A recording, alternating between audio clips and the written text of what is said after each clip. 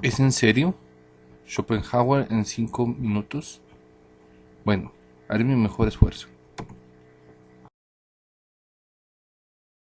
Hola, el día de hoy presentaré Arthur Schopenhauer, la cuádruple raíz del principio de razón suficiente.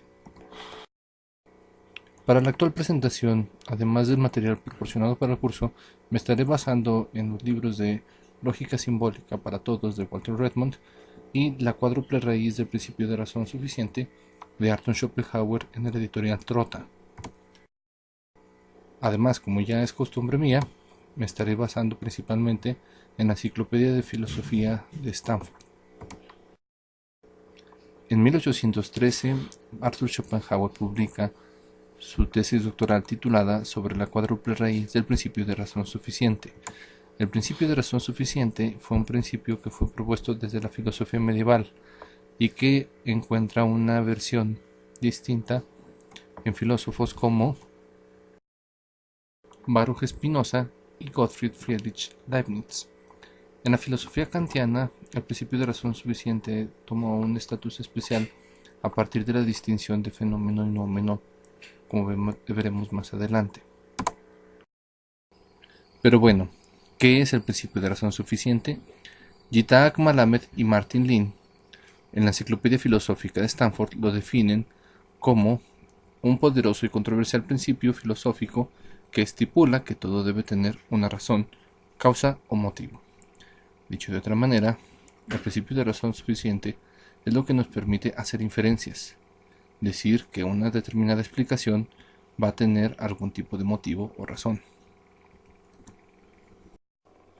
En este sentido, el principio de razón suficiente sería considerado un axioma de la lógica, es decir, una regla general de la razón a partir de la cual se puede construir otras reglas de transformación o teoremas y de la que derivan los enunciados que razonamos. El principio de razón suficiente compartiría pues el mismo estatus con los principios de identidad, no contradicción y el de terzo excluso. Estos principios son condiciones necesarias para la lógica misma y no los podemos descartar. Lo difícil está en explicarlos. Para Spinoza y Leibniz, el principio de razón suficiente era una ley del entendimiento y su validez era autoevidente. Para Kant, en cambio, este principio pertenecía al universo de lo neuménico, es decir, era solo un postulado, del cual no tenemos la menor evidencia empírica y, por lo tanto, no lo podemos comprobar. Sin embargo, necesitamos suponerlo para que nuestras explicaciones puedan ser llevadas a cabo.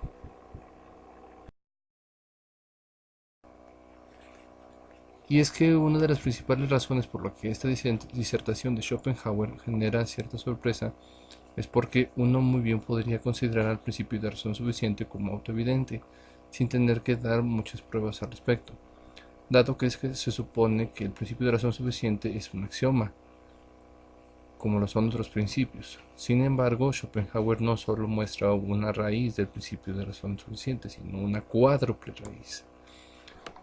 Entre este y otros motivos es por el cual Pilar Montes de Santa María, su, su traductora en el editorial Trota, lo considera o lo llama como el primer filósofo contemporáneo. En parte porque si ponemos en duda los principios de la lógica, o bueno, si consideramos que necesitamos darle una raíz o una explicación a los principios de la lógica, quiere decir que ni siquiera tenemos una completa certeza de nuestras propias leyes de relacionamiento, lo cual pondría una cierta desconfianza en la razón y daría hasta cierto punto inicio, sería una primera fuente del antifundacionismo que caracteriza a la filosofía del siglo XX. Pero bueno, entremos ya en materia. Aquí solamente presentaremos el argumento general de la tesis de Schopenhauer. No nos detendremos, por la brevedad del tiempo, a explicar todo el proceder de la argumentación. Para Schopenhauer, el principio de razón suficiente se aplica a cuatro tipos diferentes de objetos: a las cosas materiales, a los conceptos abstractos, a las construcciones matemáticas y geométricas y a las fuerzas psicológicas y motivacionales. De la misma manera, Arthur Schopenhauer hace coincidir para cada uno de estos objetos 4 tipos diferentes de razonamientos. Para las cosas materiales, Schopenhauer nos dice que éstas se razonan dentro del principio de razón suficiente o se buscan sus explicaciones en términos de causas-efecto. Para los conceptos abstractos, sus explicaciones se realizan dentro de los conceptos de la lógica o de las explicaciones de la lógica. Asimismo, para los constructos matemáticos y geométricos, sus explicaciones se derivan en términos de números y espacios. Y finalmente, para las fuerzas psicológicas y motivacionales, estas deben ser explicadas en intenciones. Así, también en Schopenhauer encontraremos un antecedente a la filosofía de Franz Brentano que explica todos los fenómenos humanos y psíquicos en términos intencionales, lo cual será una característica muy propia de todas las explicaciones psicológicas y filosóficas de buena parte del siglo XX.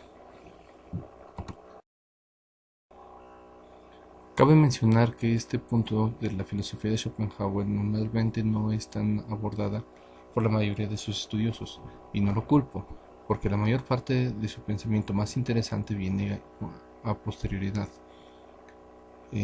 cuando Schopenhauer nos hace ver cómo cada uno de estos elementos es resultado de la voluntad. Schopenhauer posteriormente nos demuestra que el mundo es una representación, es nuestra representación, y que incluso estas leyes lógicas están sujetas a la voluntad. Pero eso será materia tal vez de otro video o en otro momento, porque ahora hemos terminado con el tiempo. De modo que muchas gracias y hasta la próxima.